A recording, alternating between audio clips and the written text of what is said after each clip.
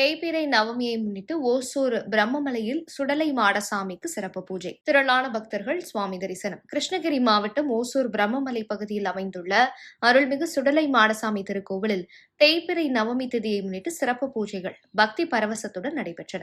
இதையொட்டி சுடலை மாடசாமிக்கு சிறப்பு மலர் அலங்காரம் செய்யப்பட்டு மகாதீபாராதனை நடைபெற்றது.